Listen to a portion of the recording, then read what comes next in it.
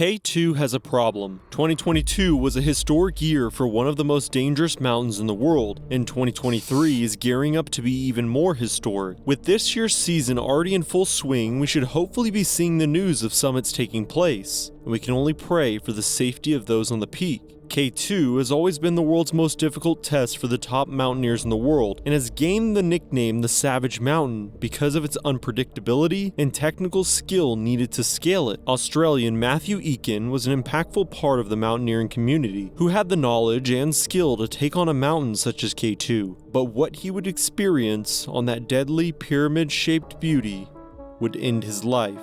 This is his story.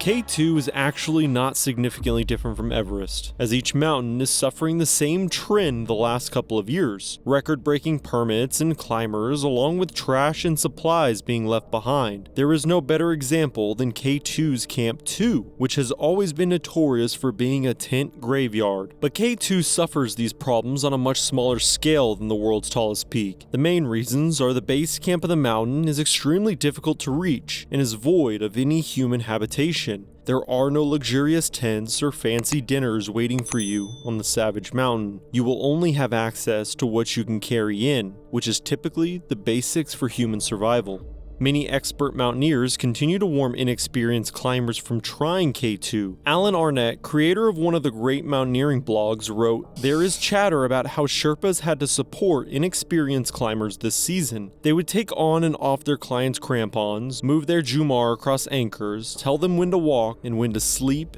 and more. This level of micromanagement is disturbing. Experienced climbers, especially on a mountain like K2, have this knowledge in their muscle memory." Pakistan, the mountain's home country, finally raised the cost of permits in 2022 for the first time in 20 years to help combat this issue. Well, kind of anyways. This is actually a return to 2001 prices, where permits to climb the Savage Mountain will cost $12,000 for a 7-member team. Experienced climbers can get away with paying these rates, but for those that need extensive guides and help, it can cost well over $100,000 to even attempt to climb. This is significantly more expensive than Everest because of the increased difficulty. As we continue to see more and more climbers summit Everest, it is hard to believe that K2 is not far behind, as long as inexperienced climbers are willing to fork up the money. But hopefully the dangers and difficulty of the peak will sway all those that are not fully committed.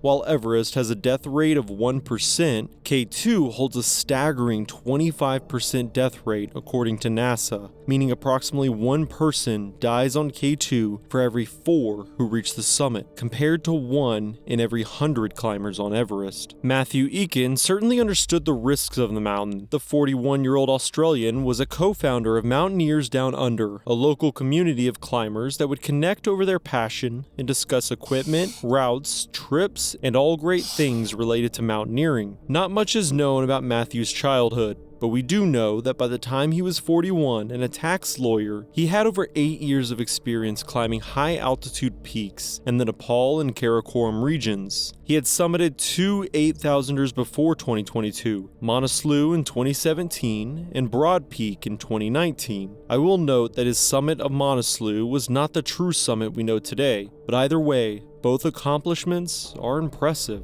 Matt would say when asked about the fear of climbing an 8,000er, it was more just the sheer amount of suffering involved. It's a huge peak. There's lots of effort. The physical toll, the mental toll, and just the sheer effort of going 1 foot after the other. It's pretty amazing being 8,000 meters above everything and looking down and seeing everything below you. You feel enormously high. You're on top of the peak and you can almost see the curvature of the earth. It's pretty special. Matt would decide that his next test in 2022 would be the Savage Mountain, and he would team up with a small group using Adventure Pakistan Treks and Expedition Logistics. The entire group was made up of 6 individuals, but the primary climbers we will be covering were Matt and Canadians Richard Cartier and Justin Dubé-Fahmy. Richard, being the oldest of the group, was a 60-year-old physician from St. St. Jerome, Canada, who had been climbing mountains for decades and was known for his attention to safety. All three climbers shared similar climbing styles, so when working together, it just felt natural. They would all arrive in Pakistan in early June, which is the start of the climbing season on K2. The mountain is notorious for having dangerously unpredictable weather, and that is the main reason that practically no one tries to climb outside of June through August. Those that do are some of the most experienced climbers on our planet. There have been 8 winter expeditions. Only one has ever been successful. A 10-man team from Nepal made history in January of 2021, summiting the peak in the brutal conditions. But for everyone else, the summer months are the only chance to reach the top of the second tallest mountain in the world.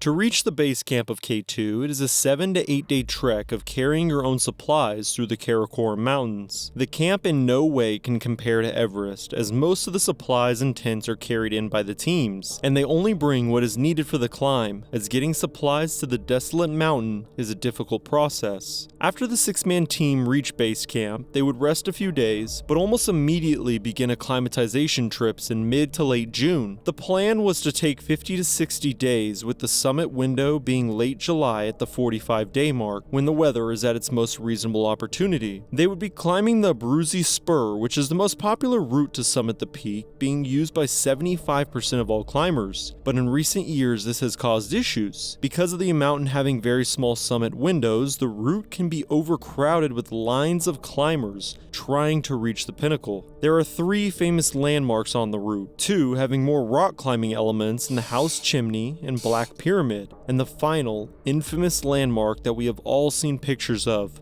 the Bottleneck, a giant serac that hangs over climbers as they make their way up through a narrow couloir, just one piece of ice falling to end it all. Another issue with a mountain like K2 is that even acclimating to the altitude is different, as simple access to climb is hard to come by. It is no secret that Sherpas take on the brunt of the work when guiding or laying the fixed ropes, but on K2, because of the unpredictability of the weather, it is not uncommon for fixed lines to be set higher up on the mountain on summit day, meaning reaching the higher camps are impossible until that point. This ultimately delays the acclimatization process. But the 6-man team would finish multiple trips, and in mid-July, bad weather would delay their efforts to make a final trip before attempting the summit. On July 21st, when the weather cleared, they planned on making the final climb up the Savage Mountain. The group would climb for 16 hours straight, from base camp to Japanese Camp 3 at 7,000 meters. Then the following day, they would push for Camp 4 at 7,600 meters. Justin would post on Facebook that the mountain was starting to get cold and the group was tired after 2 big days of climbing. The following days, the mountain presented a perfect weather opportunity to reach the summit. The 3 climbers would all split on the 22nd, with Richard starting his descent due to being exhausted, with Justin eventually following him hours later after warming up in Camp 4. Matt, feeling great, would continue pushing up the mountain. July 22nd would mark a historic day for K2. There were lines of climbers all the way from Camp 4 to the top, as a record-breaking 100 summits were recorded that day, the largest number of summits in a single day in the mountain's history.